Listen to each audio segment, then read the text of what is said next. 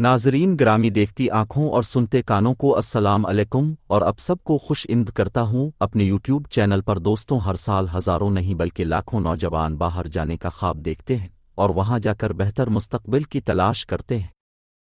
एक तरफ ये सफ़र कानूनी तरीके से किया जाता है तो दूसरी तरफ गैर कानूनी तरीके से किया जाता है, और इस गैर कानूनी सफ़र को डंकी का नाम दिया गया है।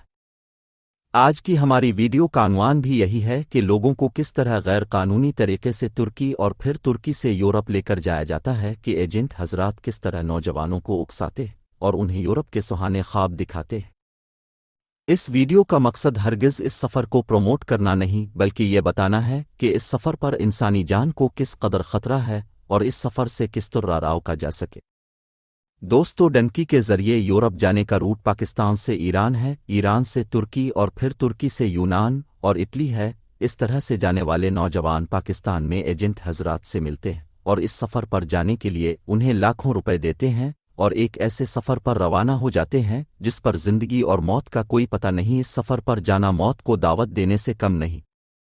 दोस्तों, इस सफ़र पर जाने के लिए नौजवानों को सबसे पहले कोटा में जमा होना होता है और फिर यहाँ से इनको ईरान बॉर्डर क्रॉस करवाया जाता है और इस बॉर्डर को तफ्तान बॉर्डर कहते हैं। कोटा से ईरान बॉर्डर तक का सफ़र भी आसान नहीं होता। लोगों को एक ऐसे ओपन डाले में बिठा दिया जाता है और इस डाले में नौजवानों को इस तरह बिठाया जाता है कि जिसको अब सोच भी नहीं सकते। ये डाला दुश्वार रास्तों पर इतनी स्पीड से चल रहा होता है कि बैठे हुए नौजवान गिरकर जख्मी भी हो जाते हैं। एक जगह पहुंचकर उनको डाले से उतार लिया जाता है। अलिफ वर रात वहीं गुजारते हैं, खिले आसमान तले, गर्मी हो, सर्दी हो या फिर बारिश। दोस्तों, अगली सुबह इन लड़कों का एक नया इम्तिहान शुरू होता है। उनको एक इंतहाई खतरनाक और ऊंचे पहाड़ पर चढ़ाई करना होती है और इस तरह ये ईरान में दाखिल होते हैं। ये रास्ता इतना खतरनाक होता है कि जगह जगह इंसानी ढांचे पड़े हुए मिलते हैं। दरअसल ये वो लोग होते हैं जो इस सफ़र पर भूख और प्यास की वजह से मर गए होते हैं। दोस्तों, कुछ नौजवान इस पहाड़ से गिरकर जख्मी भी हो जाते हैं और कोई चाकर भी उनकी मदद नहीं कर सकता। बहरहाल उन लड़कों को इस पहाड़ की चोटी पर बिठा दिया जाता है। काफ़ी देर बाद ज़मीन से लड़कों को सिग्नल मिलते हैं और पहाड़ से उतरते वक्त भी कई लड़के अपनी जान की बाजी हार जाते हैं। एक तरफ ईरानी फोर्सेस का खौफ तो दूसरी तरफ शदीद भूख और प्यास और शदीद सफ़र की थकान, और फिर यहाँ से उनको टैक्सी की डिग्गी में 8 से 10 लड़कों को बिठा दिया जाता है। लड़कों का सांस लेना भी मुश्किल हो जाता है। कई लड़के तो बेहोश भी हो जाते हैं और फिर ईरान की एक सुनसान जगह पहुंचते हैं और यहाँ से रात के वक्त उन लड़कों को 5 से 6 घंटे पैदल सफ़र करना होता है और फिर काफ़ी पैदल सफ़र करने के बाद ईरान के शहर तेहरान पहुंच जाते हैं और फिर यहाँ से तुर्की बॉर्डर क्रॉस करवाया जाता है और ये काम भी बहुत मुश्किल है। तुर्की ईरान बॉर्डर पर फौजी पहरा दे रहे होते हैं, इसलिए ये बॉर्डर भागकर क्रॉस करना होता है। जो पीछे रह जाते हैं उनको फोर्सेस पकड़ लेती हैं।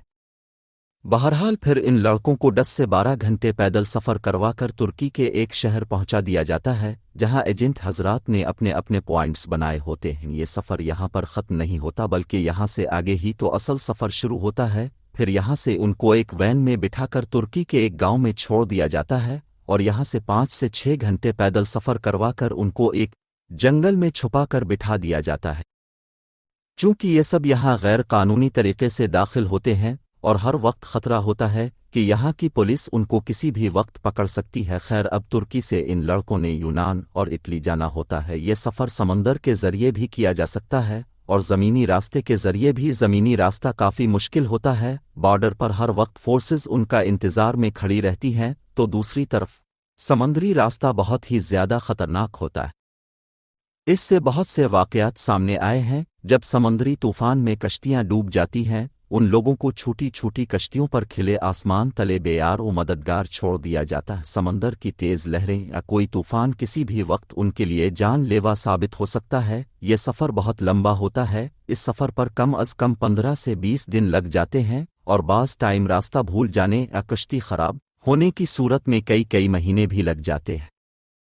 इस सूरत में इंसान अगर समंदरी तूफ़ान से बच भी जाता है तो भूख और प्यास से इसकी मौत वाक़ई हो जाती है। दोस्तों, कोई भी नहीं चाहता कि वो अपना मुल्क छोड़कर गैर कानूनी तरीके से इतना ख़तरनाक सफ़र करे, लेकिन ये लोग अच्छे मुस्तकबिल की तलाश में इस सफ़र पर निकलते हैं।